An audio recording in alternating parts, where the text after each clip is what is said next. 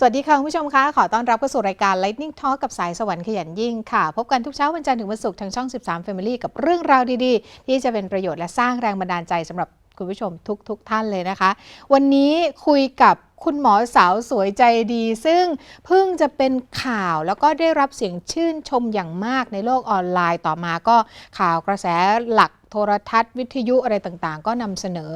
ด้วยความชื่นชมขยายไปในวงกว้างมากมายนะคะเมื่อมีสัตวแพทย์หญิงคนหนึ่งค่ะ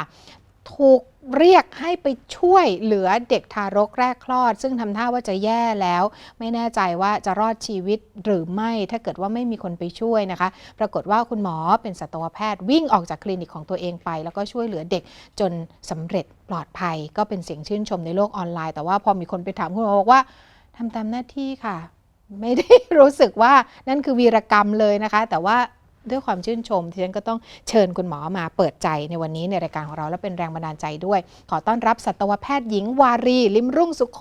เจ้าของคลินิกหมอมนรักสัตว์นะคะผู้ช่วยชีวิตเด็กทารกในวันนั้นวันที่19พฤษภาคมที่ผ่านมาสวัสดีค่ะหมอมนสวัสดีค่ะจำได้แม่นเลยพอพี่หนิงถามก็คือวันที่19เวลา19:19 นาทีค่ะมีเวลาหันไปดูนาฬิกาด้วยเหรอตอนที่มีคน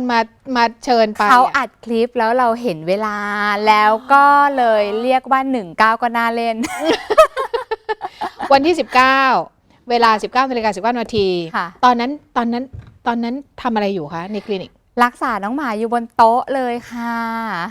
ก็คือน้องหมาตัวนั้นเป็นอะไรชื่อ Air Force นะคะมาผ่าเนื้องอกตามจุดต่างๆ16จุดแล้วก็ขูดหินปูนอายุ17ปีแล้วก็เสร็จทุกอย่างเราก็กำลังจะสอนวิธีการกินยาว่ากินตัวไหนแล้วก็ใส่เสื้อตัดเสื้อสอน Air Force หรือสอนเจ้าของสอนเจ้าของสอนเจ้าของค่ะค่ะก็กำลังทำอยู่ในขั้นตอนนั้นน่ะกำลังจะสอนจริงๆรักษาเสร็จแล้ว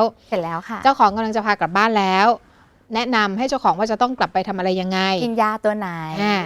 แล้วเกิดอะไรขึ้นก็มีพี่ผู้ชายนะคะเขาวิ่งเข้ามาในร้านนะคะแล้วก็เปิดประตูเข้ามาเลยแล้วก็บอกว่าหมอช่วยด้วยคนงานคลอดลูก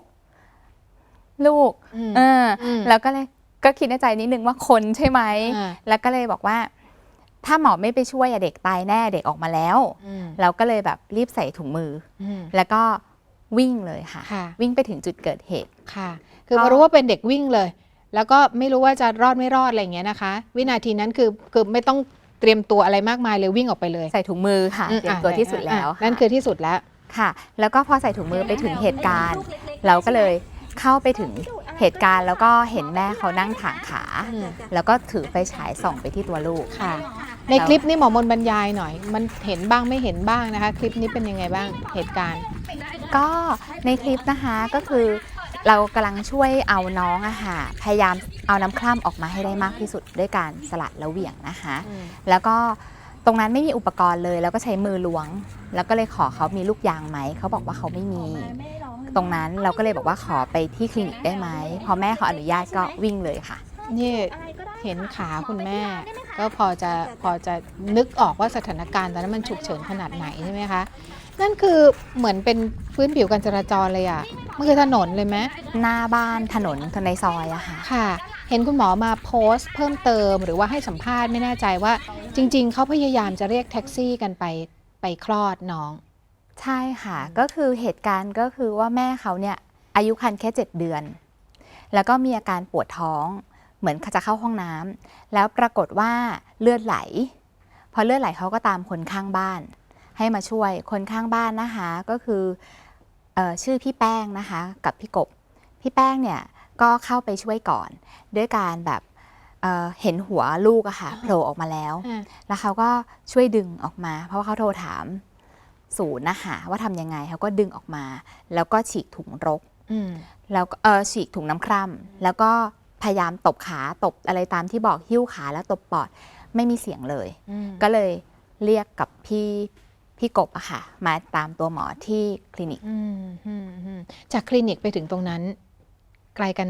ขนาดไหนคะ1 นาทีค่ะนะคะก็คือคุณหมอก็วิ่งไปถึงที่เลยภายใน1 นาทีจากนั้นพอดูแล้วไม่มีลูกยางไม่อะไรอุปกรณ์ไม่พร้อมขอไปที่คลินิกก็อุ้มกลับมาที่คลินิกค่ะที่คลินิกทำอะไรบ้าง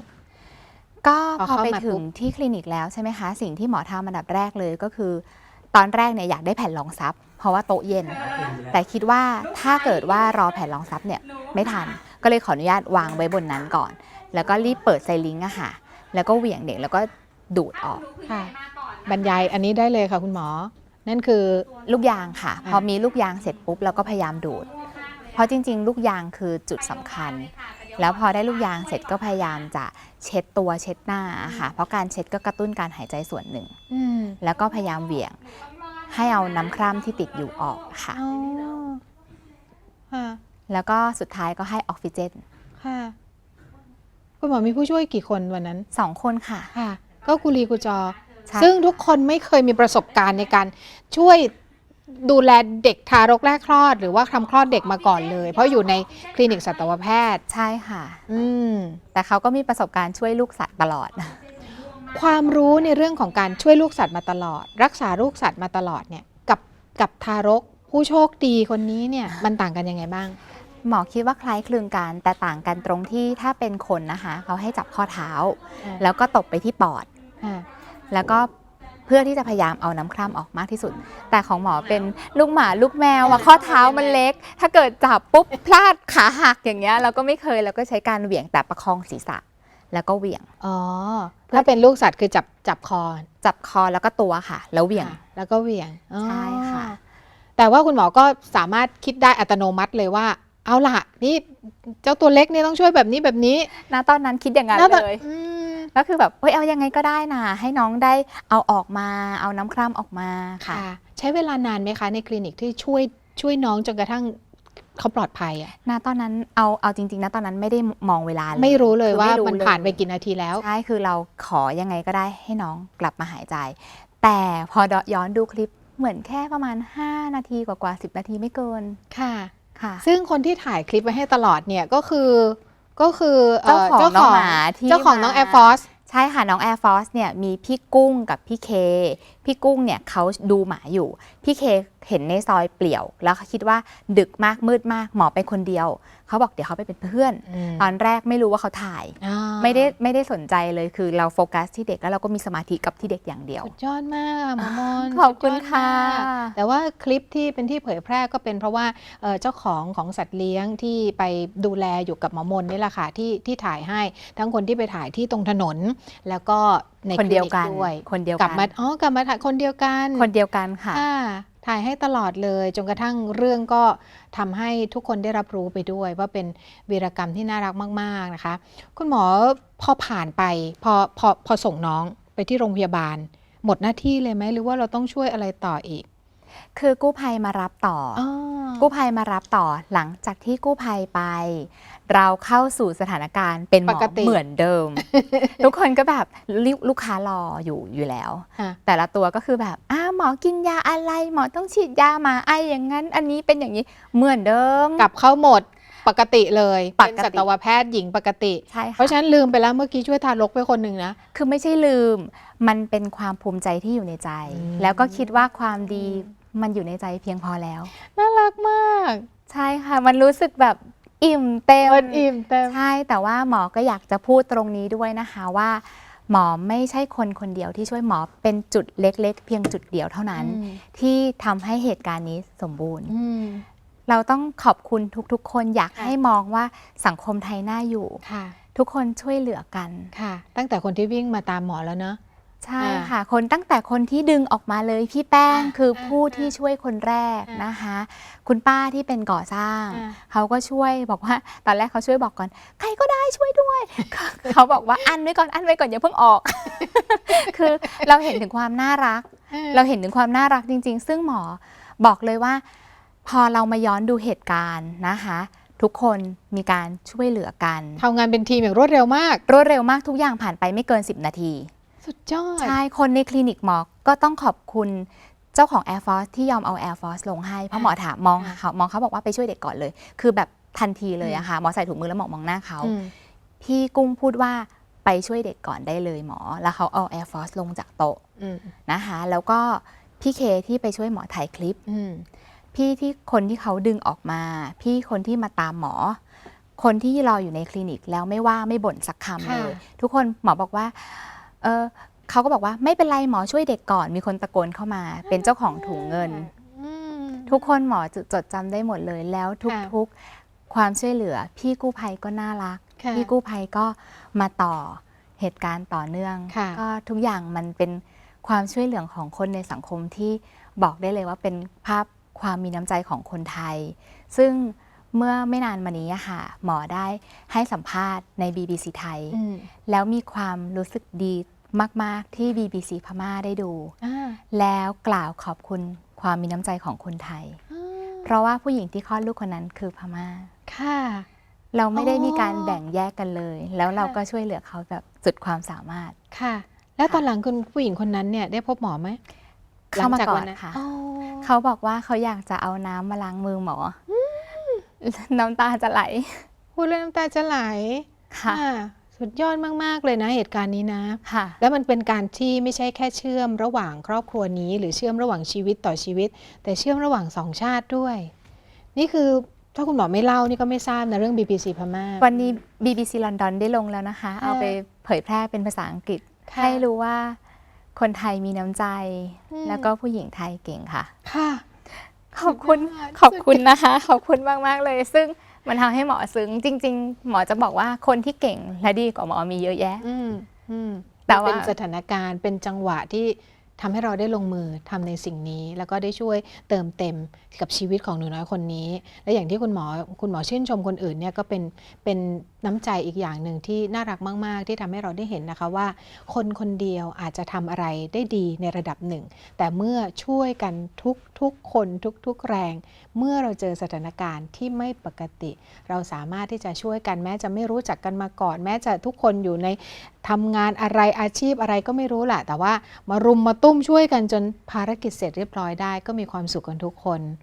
สุดยอดมากๆนะคะพักกันสักครู่นะคะเดี๋ยวช่วงหน้ามาทำความรู้จักตัวตนแล้วก็หัวใจกับแรงบันดาลใจจากหมอมนกันต่อค่ะขอบคุณค่ะ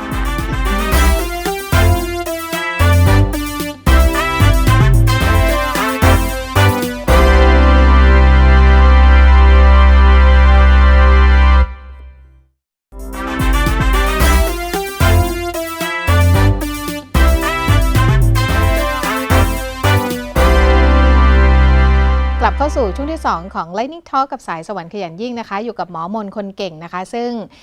สร้างวีรกรรมแบบที่ตัวเธอเองก็ชื่นชมว่าเป็นวีรกรรมร่วมกันของทุกๆคนที่อยู่ในเหตุการณ์ที่มีแรงงานหญิงคนหนึ่งคลอดอย่างกระทันหันแล้วก็ทุกคนก็ช่วยกันจนกระทั่งทารกคนนั้นรอดชีวิตแล้วทุกคนก็เต็มไปด้วยความสุขอิ่มเอมใจนะคะแล้วก็จากกันไปทำหน้าที่ของตัวเองเหมือนเดิมคุณหมอก็วิ่งกลับเข้ามาคลินิกเหมือนเดิมจนกระทั่งคุณแม่ที่เป็นคุณแม่ของทารกคนนั้นมาขอบคุณทีหลังใช่ไหมคะใช่ค่ะหลังจากวันนั้นคนก็เริ่มแชร์เรื่องนี้ไปมากมายคุณหมอได้เรียนรู้อะไรจากการที่ทุกวันนี้เนี่ยคนที่อยู่ในโลกโซเชียลเนี่ยเยอะมากมีทั้งคนแชร์เรื่องไม่มีประโยชน์แล้วมีทั้งคนแชร์เรื่องดีๆแบบเนี้ยเป็นแรงบันดาลใจให้กันคุณหมอคิดว่าหมอได้เรียนรู้อะไรจากการที่พอทำสิ่งนี้มีคนถ่ายคลิปมีคนแชร์แล้วก็มีคนชื่นชมอย่างไวมากจนกระทั่งมันเป็นข่าวข้ามประเทศไปข้ามโลกแบบเนี้ยจริงๆสังคมต้องการสิ่งนี้ใช่ไหมหมอคิดว่าหมอชอบนะคะหมอชอบเรื่องของความสังคมที่มีน้ำใจแล้วก็คิดถึงพระราชดำรัสของในหลวงรัชกาลที่9ค่ะท่านเป็นคำพูดที่เป็นประโยคที่หมอจดจำได้เพราะว่าหมอชื่นชอบเป็นพิเศษนะคะท่านเคยตรัสไว้ว่าสังคมใดก็ตามถ้ามีความเอื้อเฟื้อเผื่อแผ่กันด้วยความมุ่งดีมุ่งเจริญต่อกันสังคมนั้นจะเปลี่ยนไปด้วยไมตรีจิตมิตรภาพความร่มเย็นเป็นสุขและน่าอยู่ค่ะจำแม่นมากด้วยเพราะว่าเคยอ่านแล้วก็แต่ก่อนชอบอ่านพระราชดำรัสชอบท่านมากๆแล้วก็ยกเป็นฮีโร่ในดวงใจค่ะค่ะ ศรัทธาพระองค์ท่านแล้วก็มีพระองค์ท่านเป็นแบบอย่างนี่เองถึงได้ทำในสิ่งที่เป็นประโยชน์กับผู้อื่นอยู่ตลอดแบบนี้ ก่อนหน้าเหตุการณ์นี้คุณหมอเคยมีเหตุการณ์อื่นหรือว่ามีประสบการณ์อื่นๆที่อยากจะเล่าให้เราฟังไหมคะถึงเรื่องของการช่วยเหลือไม่ว่าจะเป็นคุณหมอไปลงมือด้วยตัวเอง หรือว่าได้ไปเห็นอะไรที่รู้สึกประทับใจมากๆแบบนี้จริงๆถ้าให้นึกถึงเหตุการณ์ต่างๆในเสี้ยววินาทีก็คงจะแบบไม่ได้แต่ว่าถ้าถามว่าสิ่งที่เราช่วยเหลือเป็นประจำก็คือสัตว์เลี้ยงแล้วก็อาจจะมีโครงการดีๆในเพจหมอที่ว่าพูดถึงโครงการจรจับแจกก็คือเราจะเอาลูกหมาจรที่หรือลูกแมวจรที่ไม่ได้มีเจ้าของนะคะแล้วก็จะมาประกาศลงสื่อในเพจของเราเองแล้วคนที่ต้องการลูกหมาลูกแมวโทรศัพท์เข้ามาเพื่อมารับได้เลยใช่ก็คือเรียกว่าเป็นโครงการที่ทำให้ช่วยเหลือน้องหมาน้องแมวที่เป็นลูกแมวลูกหมาแทนที่จะโดนรถชนตรงเงินเติมคลองกินงูเหลือมกลืนหรือว่าแม้กระทั่งน้องหมาใหญ่กัดเราก็เปลี่ยนชีวิตเขาถึงเริ่มทำมานานหรือยังนานแล้วค่ะก็ถึงแม้จะเราไม่ได้สามารถที่จะเลี้ยงเองได้คนอื่นที่อยากจะทำบุญอาจจะทำบุญด้วยการแชร์ไปในกลุ่มที่เขาเลี้ยงสัตว์หรือว่าแชร์ไปแล้วเพื่อนมาเห็นพอดีว่าน้องหมาเพิ่งเสียชีวิตหรือน้องแมวเพิ่งเสียชีวิตอยากได้ลูกแมวลูกหมาแล้วร่วมทำบุญด้วยก็โทรเข้ามาค่ะก็มีความสุขแล้วที่ได้เป็นสื่อกลางถึงแม้ว่าเราจะเลี้ยงเองไม่หมดใช่กระบวนการเป็นยังไงไปเจอหรือว่ามีเครือข่ายเพื่อนพ้องน้องพี่มีคนโทรเข้ามาแล้วก็อาจจะแบบว่าคนที่เขาเอามาให้เราอะไรอย่างเงี้ยค่ะก็อาจจะแบบว่ามีค่าวัคซีนมีค่าอะไรเล็กๆน้อยๆแล้วก็หาบ้านให้ค่ะประมาณนี้ค่ะแต่คุณหมอก็ต้องมาดูแลตรวจโรคดูให้สุขภาพร่างกายก่อนเบื้องต้นก่อนที่จะมีเจ้าของใหม่ถูกต้องเพราะว่าถ้าเกิดแบบเอาไปแบบมีขี้ตาหรือว่าท้องเสียหรืออาเจียนอะไรอย่างเงี้ยเราก็จะต้องคุยกับทางคนที่พามาก่อนว่าน้องดูป่วยนะคะก็มีความสุขมากน่ารักมากๆทำไมคุณหมอถึงรักสัตว์ทำไมถึงเรียนมาทางด้านสัตวแพทย์จนกระทั่งมาช่วยเหลือสัตว์นอกเหนือจากงานอีกเพราะเราเลี้ยงสัตว์ค่ะเราเลี้ยงของเราเองเราอยากให้คนที่มีสัตว์เลี้ยงได้เลี้ยงสัตว์ของเขาแล้วมีคุณภาพชีวิตที่ดีและยืนยาวนานที่สุดกับเจ้าของเพราะเราก็เป็นหนึ่งในเจ้าของนั้นเหมือนกันค่ะคุณหมอโตมาแบบที่ครอบครัวมีสัตว์เลี้ยงมาตั้งแต่คุณหมอเด็กๆเลยเหรอ9 ขวบค่ะสัตว์เลี้ยงตัวแรกคืออะไรน้องหมาชิสุน่ารักที่สุดชื่อลีโอนะคะก็ได้มาก่อนปรากฏว่าพอได้มาเสร็จปุ๊บลูกสาวของคนที่เขาให้เรามาเนี่ยขอคืนร้องไห้จะเป็นจะตายร้องแบบเป็นบ้านเป็นหลังไม่อยากกินข้าวคือเรียกว่าแบบเข้าใจคำว่าอกหักแล้วก็หลังจากนั้นก็เลยบอกว่าเนี่ยมีชิสุตัวใหม่นะ15,000แล้วก็ตังของเราก็ไม่พอป.3 ตอนนั้นป.3 แต่ทุกบาททุกสตางค์เงินประมาณว่าแต่ก่อนไปโรงเรียนก็ไม่ได้ใช้ตังค์ได้วันละ5 บาท7 บาท10 บาทแต่ละชั้นของเราเนี่ยนะเก็บไม่เคยใช้แล้วก็ได้เงินทั้งหมด 8,000 บาทตอนนั้นป.3 แล้วมีเงินเก็บ 8,000 ถือว่าเยอะที่สุดแล้วก็ยก 8,000 นี้เพื่อหมาแล้วบวกอีก 7,000 ได้ 15,000 ได้หมาใหม่ชื่อแฮมเมอร์คือถ้าเกิดว่าเป็นเด็กคนอื่นเก็บเงินได้ขนาดนี้จะไปซื้ออย่างอื่นนะแต่คุณหมอคือเก็บเงินเพื่อที่จะไปซื้อน้องหมามาเลี้ยงคือตอนนั้นมีเงินเก็บจากตัวของตัวเองอยู่แล้วเป็นคนที่ค่อนข้างไม่ค่อยได้ใช้เงินแล้วก็คิดว่าจริงๆข้าวโรงเรียนก็มีให้กิน อะไรอย่างเงี้ยขนมก็ที่บ้านก็ทำอะไรมาให้กินอยู่แล้วก็ไม่ได้จำเป็นต้องใช้เงินแต่เราคิดว่าเราอยากได้ชีวิตอีกชีวิตหนึ่งมาอยู่กับเราเงินทั้งหมดที่เรามีเราทุ่มให้เขาหมดเลยคุณหมอคิดถึงขนาดที่ว่ามันคือชีวิตอีกชีวิตหนึ่งมาอยู่กับเราคือถ้าเริ่มต้นด้วยวิธีคิดแบบนี้เนี่ยทุกคนก็คงจะรักแล้วก็ดูแลสัตว์เลี้ยงของตัวเองเหมือนเป็นเพื่อนเหมือนเป็นอีกหนึ่งชีวิตเสมอนะค่ะอยากจะบอกคนที่เลี้ยงทิ้งเลี้ยงขว้างไม่ดูแลไม่อะไรต่างๆยังไงเพราะว่าไม่งั้นคงไม่มีปัญหาหมาจรจัดแมวจรจัดอะไรต่างๆเยอะขนาดนี้นะก็อยากจะให้คนที่เลี้ยงน้องหมานะคะหรือเลี้ยงน้องแมวที่คิดจะเริ่มเลี้ยงคิดเลยว่าเราอยากให้เขาอยู่ในฐานะอะไรของเราในบ้านเราอยากให้เขาเป็นลูกเราอยากให้เขาเป็นเพื่อนเราหรือเราอยากให้เขาเป็นพี่น้องกับเราอยากให้ คิดว่าเขาเป็นคนในครอบครัวเรา ไม่อยากให้คิดว่าแบบแค่สัตว์เลี้ยงตัวหนึ่งใช่ไม่อยากให้คิดอย่างนั้น เพราะว่าเขามีความรู้สึกและเขาเป็นสิ่งมีชีวิตค่ะ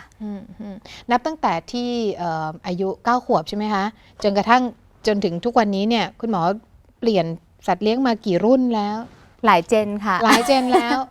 ล่าสุดนี่คือเลี้ยงอะไรคะเลี้ยงชิสุกับพิทบูค่ะค่ะดูแลมันยังไงบ้างก็รักเขาเลือกอาหารที่ดีเลือกอาหารที่ดีแล้วก็พอเรียกว่าไม่เลี้ยงขังเลี้ยงปล่อยค่ะแล้วก็เรื่องของการอาบน้ำดูแลหลายๆอย่างก็เราก็ดูแลค่ะพอรักสัตว์แล้วก็เลี้ยงสัตว์มาโดยตลอดแบบนี้ก็เลยตัดสินใจเรียนสัตวแพทย์มีความสุขกับการดูแลสัตว์นู่นนี่นั่นทำงานเหมือนไม่ได้ทำเลยค่ะพอเรารักอะไรแล้วก็ทำสิ่งนั้นเหมือนกับไม่ได้ทำงานทุกวันนี้ก็เลยเป็นสัตวแพทย์ที่แฮปปี้ลันลาดูแลสัตว์เลี้ยงให้กับลูกค้าใช่แนะนำบรรดาลูกค้าที่เขาเข้ามาใช้บริการคลินิกเรายังไงบ้างคะคุณหมอสมมติว่าเขาป่วยมาด้วยโรคนี้เราจะไม่ได้แค่แบบฉีดยาเดี๋ยวกลับไปบ้านหายนะเราไม่พูดอย่างนั้นเราก็จะแบบโรคนี้เป็นจากเหตุการณ์นี้สมมติพยาธิเม็ดเลือดเกิดจากเห็บนะคะถ้าเราไม่ป้องกันเห็บก็จะเป็นแล้วก็จะวิธีการป้องกันเห็บต้องป้องกันที่ตัวสัตว์แล้วก็สิ่งแวดล้อมนะคะแล้วก็ถ้าเกิดเป็นต้องกินยาให้ครบคอร์สนะอย่ากินวันนี้แล้วลืมถ้ากินสัก5 วันแล้วลืมไปวันหนึ่งเราเริ่มอันนั้นวันที่1ใหม่เลยนะกินไปอีกระยะเวลาคอร์สเท่านี้เราจะคุยกับลูกค้านั่นจึงเป็นจุดที่ทำให้เราเปิดเพจก็ต้องขอบคุณอาจารย์บัณฑิตอึ้งรังสีนะคะที่ได้สอนให้หมอเปิดเพจแล้วก็การเปิดเพจทำให้หมอไม่ต้องพูดหลายๆครั้งกับหลายๆคนพอโพสต์ไปทีเดียวคนอาจจะมาย้อนดูทีหลังก็ได้แชร์ด้วยแล้วก็หมอภูมิใจแล้วก็มีความสุขเพราะคนต่างประเทศหรือว่าคนไทยที่อยู่ในต่างแดนเขาดูคลิปนี้แล้วเขาช่วยคลอดลูกหมาได้ถามว่าหมอมีปักหมุดคลิปคลอดลูกหมาด้วยนะคะเพราะว่าอะไรหมอถึงปักคลิปอันนั้นเพราะว่าจริงๆหมออยากให้เจ้าของหลายๆคนนะคะพาไปคลอดที่โรงพยาบาลหรือว่าคลินิกสัตว์แต่บางครั้งไปไม่ทันนะคะคลอดมาทั้งถุงน้ำคร่ำนั้นแล้วสิ่งที่เราควรจะช่วยคือฉีกถุงน้ำคร่ำออกและช่วยเหลือเหมือนที่หมอช่วยเหลือเด็กค่ะเพราะฉะนั้นเข้าไปในเพจของคุณหมอก็สามารถที่จะเรียนรู้เรื่องนี้ได้อย่างน้อยเวลาฉุกเฉินแก้ปัญหาได้ด้วยตัวเองนี่คือสิ่งที่คุณหมอแบ่งปันให้กับคนอื่นจากความรักของตัวเองทำงานจนเป็นเหมือนไม่ใช่ทำงานแล้วก็แบ่งปันประสบการณ์ให้กับคนอื่นๆผ่านทางเพจนะใครสามารถเข้าไปติดตามเพจของหมอมนได้หมอมนเพื่อนซีสี่ขาประสาหมอมนค่ะ เพื่อนซีสี่ขาประสาหมอมนค่ะแล้วคลินิกหมอมนรักสัตว์ล่ะคะถ้าจะไปหาอยู่ที่ไหนคะอยู่ปากซอยฉิมพลี6/1หลังสน.ตลิ่งชันนะคะค่ะก็หมอได้รับโทรศัพท์จากหลายสายมากฮัลโหลหมอมนชื่นชมนะคะชื่นชมมากๆเลยคลินิกบ้านเลขที่เท่าไหร่58นะคะทะเบียนรถหมอทะเบียนอะไรคะขนาดนั้นเลยตอนนี้ก็คือมีคนที่ชื่นชมจากเหตุการณ์นี้แล้วก็ไปหาคุณหมออีกเยอะมากแต่ว่าจริงๆในเพจของคุณหมอเนี่ยก็มีผู้ติดตามจำนวนมากอยู่แล้วเพราะฉะนั้นเนี่ยก็สามารถติดตามคุณหมอได้ทั้งจากช่องทางเพจนะคะแล้วก็คลินิกหมอมนรักสัตว์รวมไปถึงตอนนี้ก็เป็นข่าวไปทั่วโลกแล้วก็ติดตามข่าวจากความเคลื่อนไหวต่างๆของหมอมนได้ด้วยนะคะวันนี้ขอบคุณหมอมนมากๆนะคะที่มาแบ่งปันเรื่องราวดีๆที่เป็นแรงบันดาลใจถึงแม้ว่าจะเป็นมุมที่สืบเนื่องมาจากข่าวก็ตามแต่ว่าพอได้คุยตัวตนของหมอมนก็ทำให้ได้แรงบันดาลใจเรื่องอื่นๆตามมาอีกเยอะเลยขอบคุณมากๆและเป็นกำลังใจให้นะคะขอบคุณค่ะสวัสดีค่ะและนี่ก็คือหมอมนคนสวยและเก่งมากและผู้สร้างวีรกรรมและมาสร้างแรงบันดาลใจให้กับเราในวันนี้ค่ะหมอมนสัตวแพทย์หญิงวารีลิ้มรุ่งสุขโขและดิฉันลาไปก่อนนะคะสวัสดีค่ะ